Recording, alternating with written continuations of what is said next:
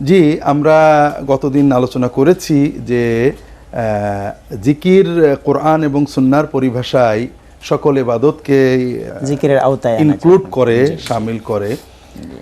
পাশাপাশি আল্লাহ তাআলা বিশেষ কিছু ইবাদতকে খাস করে জিকির বলেছেন, এবং প্রতিটি ইবাদতেরই মূল উদ্দেশ্য জিকির।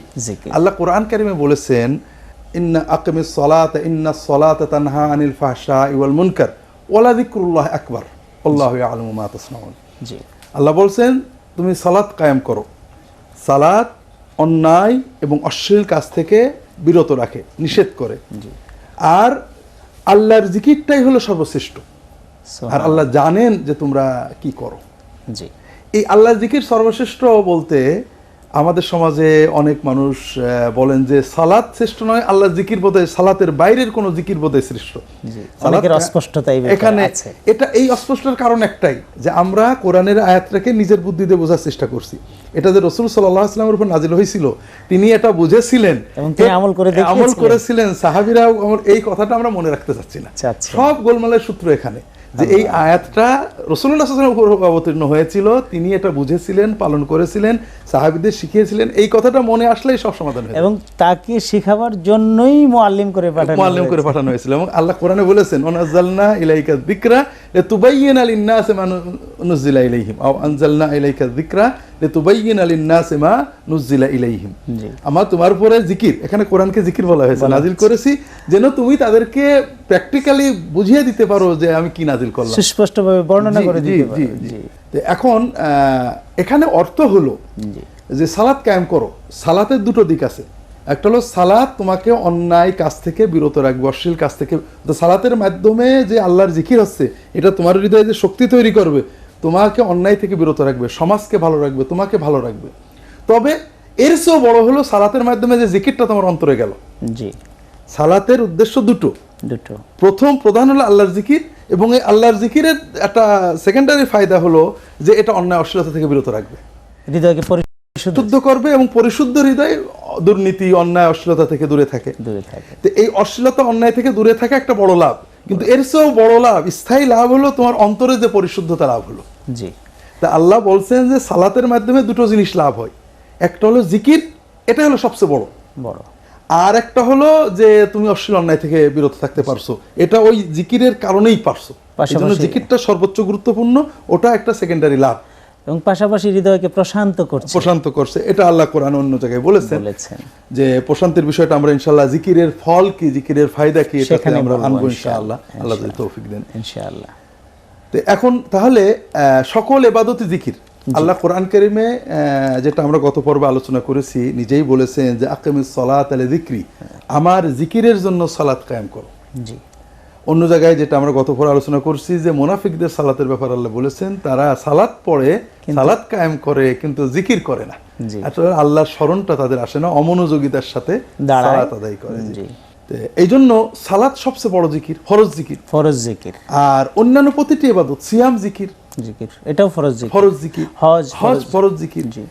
দর্শক, আমরা অনেক সময় যারা বিভিন্ন ধ্যান, মেডিটেশন, যোগা, বিভিন্ন মেথড করি, সেখানে একটা বিষয় আছে, সেটা হলো নিজেকে প্রথমে ধ্যানস্থ কল্পনা করতে হয়। আমি ধ্যানের গভীরে চলে যাচ্ছি, ভেসে বেড়াচ্ছি ইত্যাদি কল্পনা করে বাতাসে উড়ছি, নিজের জেহেনটাকে, নিজের ব্রেনের স্তরটাকে একটা লেভেলে নিয়ে আসতে হয়। এরপরে লেখাপড়া করুক, যেটাই করুক, একটা মনোযোগ আসে। আসলে প্রথম কথা আমরা পরে ইনশাআল্লাহ বলবো যে মুমিনের জন্য আল্লাহর জিকিরের চেয়ে বড় ধ্যানও নেই, যোগাও নেই, কিছুই নেই। কারণ হচ্ছে ধ্যান, যোগা ইত্যাদি, মেডিটেশন, এগুলো হলো নেগেটিভ অ্যাপ্রোচ। মনকে একটা মিথ্যা প্রবোধ দিতে হয়। এটার ফায়দাটা হলো দুটো।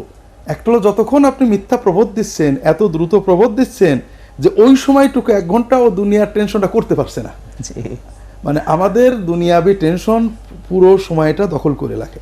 আমরা খাই, বসি, হাঁটি, চলি, তারপরে বিভিন্ন উৎকণ্ঠা মনের ভিতরে ঝুলে রয়েছে। আমরা যখন মিথ্যা প্রবোধ দিচ্ছি, আমি ভেসে আসি, ঝুলে আসি, সোনার সাগরে ভেসে বেড়াচ্ছি, এটা বারবার মনকে বলার কারণে ওই যে টেনশনগুলো, অন্তত ব্রেনটা ওই 1 ঘন্টা টেনশন মুক্ত থাকে আপাতত। আর এই মিথ্যা প্রবোধ দিতে দিতে একসময় ব্রেন ওটাকেই সত্য মনে করে, মিথ্যাকে সত্য মনে করতে শুরু মনে করে যে আমি সত্যিই খুব আরামে আছি এবং প্রবঞ্চিত হয়। আর আল্লাহর জিকির সম্পূর্ণ উল্টো, এখানে কোনো মিথ্যা নেই, প্রতারণা নেই, প্রবঞ্চনা নেই, পজিটিভ। আল্লাহর কথাগুলো আল্লাহর শেখানো শব্দের মাধ্যমে, বাক্যের মাধ্যমে, পদ্ধতিতে স্মরণ করা, আর কিছুই না। এবং এর মাধ্যমে ওই মানে আপনি 2 ঘন্টা মেডিটেশন করে যে ফায়দা পাবেন, 10 মিনিট 5 মিনিটের সালাতে বা যে কোনো জিকিরে অনেক বেশি ফায়দা পাবেন, এবং 24 ঘন্টা সেটা ক্রিয়াশীল থাকবে, এবং এখানে মিথ্যা নেই। পাশাপাশি আল্লাহর জিকিরের মাধ্যমে আমাদের আত্মা খোরাক পাচ্ছে, শান্তি পাচ্ছে, যেটা আমরা বলবো, যেটা মেডিটেশনে প্রশ্নই ওঠে না, এটা কখনোই পাওয়া যায়। এখন আমরা এটা বলা হলো প্রসঙ্গত যে সালাত, সিয়াম, হজ, যাকাত কিভাবে ইবাদত এবং কিভাবে জিকির। হ্যাঁ, আমরা যখন আল্লাহু আকবার বলে জিকির শুরু করলাম, আমরা কিন্তু ধ্যানস্থ হয়ে গেছি আল্লাহর সাথে। আমাদের মানে ইবাদতটা হলো আমি পুরোটা আল্লাহর দিকে মনোনিবেশ করে কিছু ইবাদত করছি, দাঁড়িয়ে বসে। বলছিও তো তাই, ওয়াজহাতু ওয়াজহিয়া লিল্লাযী ফাতারাস সামাওয়াতি ওয়াল আরদা হানিফা ওয়া আনা মিনাল মুশরিকিন। আমরা মানে একটা না, সালাতের শ্রেষ্ঠত্ব কোথায়? প্রথম কথা, সালাতের ভিতরে যত জিকির সব আছে, তাসবিহ, তাহলিল, দরুদ, সালাম, দোয়া, কালাম, তাহলিল, তাকবীর, তিলাওয়াতুল কোরআন, অর্থাৎ মুমিনের জীবনের যত রকমের খাদ্য, যত আইটেমের জিকির আছে, হ্যাঁ, মানে কলবে আল্লাহ কোরআন কারীমে বলছে আলা বিযিকরিল্লাহি তাতমাইন্নুল কুলুব, আল্লাহর জিকিরে অন্তর প্রশান্ত হয়। এবং এটা আমরা পরবর্তীতে ব্যাখ্যা করব ইনশাআল্লাহ। এই যত রকমের, আমরা যেমন দেহের জন্য খাদ্য খাই, পুষ্টিকর খাদ্য মানে সুষম খাদ্য, যত রকমের আত্মার খাদ্য আছে আল্লাহর জিকির, সবগুলোকে সুষমভাবে বন্টন করা হয়েছে সালাতের ভিতরে। 2 নম্বর হলো, একটা মানুষ যত রকম হতে পারে, দাঁড়িয়ে, রুকুতে যে, সাজদায় যে, বসে, সর্ব অবস্থায় এখানে আল্লাহর জিকির করছে।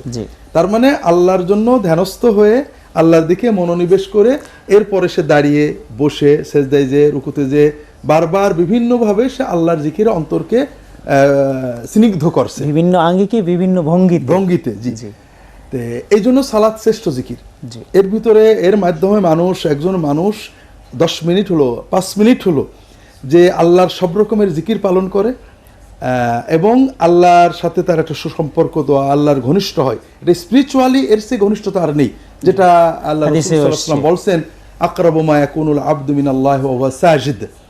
বান্দা যখন সাজদায় যায়, তখন আল্লাহর সবচেয়ে নিকটবর্তী হয়ে যায়, অর্থাৎ বান্দা আল্লাহর জিকিরে তার কল্প শান্তি হবে, আল্লাহর সবচেয়ে নিকটবর্তী অবস্থা তার আসবে, তখন সে সাজদায় যাবে, কাজেই ওই অবস্থার জিকিরে সবচেয়ে বেশি ফল পাবে। নিশ্চয়ই। এটা হলো সালাতের জিকির। সিয়ামের জিকির এটা ভিন্ন পদ্ধতিতে, সকাল থেকে একেবারে সন্ধ্যা পর্যন্ত 12, 13, 14, 15 ঘন্টা আপনি আল্লাহর কথাটা আপনার মনেই আছে, সেখানে কি হয়েছে, ধ্যানস্থ হয়ে আপনি কর্মে নেমে গেছেন। আপনি যত কর্মই করছেন, সব করছেন, কিন্তু আপনার ইবাদত কিন্তু জিকির চলছে, আপনার মনে আছে আপনি রোজাদার, সব করছেন, খাইতে গেলে মনে আছে রোজা। তাহলে এটা প্রায় 14-15 ঘন্টা একটানা আপনি সকল কর্মব্যস্ততার ভিতরে জিকির করছেন। এর মানে এর চেয়ে বড় মেডিটেশন আর হতেই পারে না। এবং এই জন্যই আল্লাহ বলেছেন রোজার মাধ্যমে তাকওয়াটা অর্জন হয় সবচেয়ে বেশি এবং কার্যকরী। চমৎকার স্যার, আমরা এখান থেকে শুনবো আলোচনাটা। একটা ছোট্ট বিরতিতে যেতে হচ্ছে। দর্শক দেখছিলেন সুন্নাহর আলোকে মুমিন জীবন। সিয়াম হলো সর্বশ্রেষ্ঠ এবং দীর্ঘস্থায়ী একটি আল্লাহ তাআলার ধ্যানমগ্নতার একটি জিকির। এই জিকিরের মাধ্যমে কিভাবে সবচেয়ে কার্যকরীভাবে তাকওয়া অর্জিত হয়, এই বিষয়টি আমাদের সম্মানিত আলোচক বলছিলেন। আমরা এখান থেকেই আলোচনা শুরু করতে চাচ্ছি। আবার স্যার, আপনি সিয়াম বিষয়ে বলছিলেন। সিয়াম, আমরা এখানে যেহেতু ফরজ জিকিরগুলো খুব দ্রুত শেষ করতে হবে, বিস্তারিত শুধু দর্শকদের অনুধাবনের জন্য আমরা মূল নীতিগুলো বলার চেষ্টা করছি। আল্লাহ তাআলার কাছে আমরা তৌফিক চাচ্ছি। যাকাত আমাদের জীবনের মানে কষ্টকর হলো, আল্লাহর স্মরণ করা, জিকির করা, এগুলো বেশ কষ্টের। সালাত আদায় করা, সিয়াম আদায় করা, কিন্তু খুব কঠিন কষ্ট হলো নিজের অর্জিত সম্পদ ব্যয় করা। আমাদের অন্তরের ভিতরে কৃপণতা আছে, সম্পদ হারিয়ে গেলে বিপদে পড়বো ভয় আছে, আশঙ্কা আছে, আতঙ্ক আছে। কাজে মানুষ যে টাকা পকেটে ঢুকে, যে টাকা অ্যাকাউন্টে জমা হয়, সহজে খরচ করতে চায় না। মানুষ চায় কতদিন বাঁচবো, কত কাজে লাগবে, নিজের। তে আল্লাহর জিকিরে, আল্লাহর ভয়ে, আল্লাহর মহব্বতে নিজের অর্জিত সম্পদকে দেওয়া, এটা কিন্তু একটা কঠিন জিকির। জিকির আমি তখনই সুফল পেয়েছি, জিকিরটা সত্যিই প্রাণবন্ত হয়েছে, আমার হৃদয়কে হিট করেছে, বুঝবো যখন আমি আমার অর্জিত কষ্টের অর্জিত টাকা আল্লাহর স্মরণে ব্যয় করতে পারবো। আর এই জন্য যাকাতটা অত্যন্ত গুরুত্বপূর্ণ ইবাদত এবং অত্যন্ত গুরুত্বপূর্ণ জিকির। যাকাতকে কি জিকির বলা হয়েছে কোরআনে বা হাদিসে? আল্লাহ কোরআন কারিমে হাদিস শরীফে তাইয়্যিবাতাম বিহা নাফসুহু, খুশি মনে আল্লাহর কথা স্মরণ করে এরকম বিভিন্ন ইবারত আসছে। সকল ইবাদত যেটা হৃদয়ের সাথে সংশ্লিষ্ট হয়ে যায়। হাদিস শরীফে বলা হয়েছে জিকির, ওই সাদাক্তা ফাকাদ যাকারতাল্লাহ, এটা আমরা আগে প্রথম পর্বে আলোচনা করেছি। জি জি। তো এইভাবে এবার হজ, হজ একটা অসাধারণ ইবাদত। এটা যারা মেডিটেশনের জগতে থাকেন, আপনি নিজেকে আত্মসম্মোহন করে এরপরে কর্মে বেরিয়ে গেলেন। জি, আপনি সারাদিন কর্ম করছেন কিন্তু আপনার মনটা মানে সম্মোহিত আছে। এর মানে সিয়াম ছিল 12, 13, 14, 15, 16 ঘন্টার একটা না একটা মেডিটেশন বা ধ্যানমগ্নতা। আর হজ একটা দীর্ঘস্থায়ী, আরো দীর্ঘস্থায়ী কয়েক দিনের বা প্রায় সপ্তাহখানেক বা তারও বেশি সময় একাধারে। কেমন খুব সিম্পল আমরা এটা বুঝতে পারি। একজন হাজি যখন তালবিয়া পড়ে ইহরাম করেন, লাব্বাইক আল্লাহুম্মা লাব্বাইক, এরপরে তিনি প্রায় 7 দিন, 8 দিন, 10 দিন, 15 দিন ইহরাম অবস্থায় থাকেন। ওই ব্যক্তি নামাজের চেয়েও কঠিন, রোজার চেয়েও কঠিন।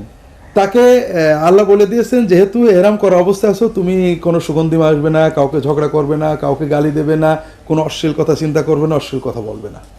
এবং এই সব বলে দেওয়ার পরে তাকে ধাক্কা দিয়ে ফেলে দেওয়া হয়েছে সবচেয়ে প্রচন্ড ভিড়ের ভিতরে, যেখানে মানুষ তাকে গালি দেবে, কেউ ধাক্কা দেবে, কেউ পড়াবে, অগণিত নারী পুরুষ কষ্ট দিবে, একসাথে রয়েছে, নারী পুরুষ ধাক্কাধাক্কি করছে কি, এবং তাকে বলা হলো যে তুমি তোমার গা ভেজাতে পারবে না। অর্থাৎ পানির ভিতরে হাত পা বেঁধে ফেলে দিয়ে বলা হলো, আল্লাহ এমন সুন্দর জিকির দিয়েছেন যেমন গা ভেজবে না। অদ্ভুত কথা, যদি কেউ সত্যিকারের জিকির করে এটা ইবাদতটা করতে পারে, আসলে তার শরীর ভেজবে না। সে এত কিছুর ভিতরেও সে ঝগড়া করছে না, তাই তো আমি হাজি। সে কোনো খারাপ দিকে দেখাচ্ছে না, তাই তো আমি হাজি। সে কোনো সুগন্ধি মাখছে না, সাবান মাখছে না, আমি হাজি, আমি হজের ইহরামে রয়েছি। এই যে সার্বক্ষণিক জিকির, এটাতে কি হচ্ছে, সে এমন একটা অনুশীলন করছে জিকিরের, যে বাড়িতে আসার পরও যদি সে মাকবুল হজ করতে পারে, অর্থাৎ সে এই জিকিরটা সত্যই অন্তরে ঢোকাতে পারে এবং সেটা আল্লাহ কবুল করেন, সে এই বাংলাদেশে আসার পরও, বাড়িতে আসার পরও, বাজারে ঢুকেও সে হারামের দিকে তাকাবে না। ওই কথা মনে হয় তো হাজি, সে কোনো হারামের দিকে এগোতে পারবে না, সে কোনো পাপের দিকে এগোতে পারবে না। বুঝতে পেরেছেন? এর মানে একটা ট্রেনিং আল্লাহ সুবহানাহু ওয়া তাআলা সার্বক্ষণিক জিকিরের একটা ট্রেনিং দিয়ে দিলেন। জি, একটা প্যাকেজ ঢুকিয়ে দিলেন। আল্লাহকে ভুলে যাওয়ার কোনো উপায় নেই, সর্বক্ষণ মনে রাখো যে তুমি আল্লাহর বান্দা। সুবহানাল্লাহ, সুবহান। হজকে কে জিকির বলা হয়েছে কোরআনে হাদিসে? এটা বলা হয়েছে। আল্লাহ রাসূল সাল্লাল্লাহু আলাইহি ওয়াসাল্লাম বলেছেন, ইন্নামা জুআলাল জামারাতু লিকামাতি যিকরিল্লাহ ওয়া ইন্নামা জুআলা সা'য়ু বাইনা সাফা ওয়াল মারওয়াতি লিযিকরিল্লাহ। রাসূলুল্লাহ সাল্লাল্লাহু আলাইহি ওয়াসাল্লাম বললেন, এই যে পাথর মারো তোমরা, আর কিছু না, শুধু আল্লাহর জিকির কায়েম করার জন্য। সাফা মারোয়া সাই করো, আল্লাহ জিকির কায়েম করার জন্য। আল্লাহ কোরআন কারিমে হজের ব্যাপারে বলেছেন, ফাইদা আফাদতুম মিন আরাফাতিন ফাযকুরুল্লাহ ইনদাল মাশআরিল হারাম ওয়াযকুরুহু কামা হাদাকুম ইন কুনতুম মিন ক্বাবলিহি লামিনাদ দাল্লিন। তোমরা হজের আরাফাত থেকে বেরিয়ে এসে মুজদালিফায় মাশআরিল হারামের আল্লাহ জিকির করো। জিকিরের পদ্ধতি আমরা জানবো। এখানেও জিকির বলতে কিন্তু শুধু মুখের জিকির না, এখানে রাত্রে ঘুমায় অবস্থান করা, এটাও জিকির, কর্মের জিকির, বর্জনের জিকির, ফজরের নামাজ জামাতে পড়া, এটাও জিকির। এখানে জিকির বলতে যদি বা আমরা বুঝি যে এখানে বসে শুধু সুবহানাল্লাহ সুবহানাল্লাহ বলো বা আল্লাহ আল্লাহু আকবার আল্লাহু আকবার, এটা কখনোই নয়। রাসূলুল্লাহ সাল্লাল্লাহু আলাইহি ওয়াসাল্লাম, এটা সুন্নাহ নয়। এটা হলো ওখানে যাও, সারা রাত কিছু না করে শুয়ে থাকো, মানুষকে গালি দিও না, এবং ফজরের নামাজ জামাতে পড়ো, ইত্যাদি সবকিছুই আল্লাহ জিকির। জি। এরপরে আল্লাহ আবার বলছেন, ফাইদা কাযাইতুম মানাসিকাকুম ফাযকুরুল্লাহা কাযিকরিকুম আবাআকুম আও আশাদ্দা যিকরা।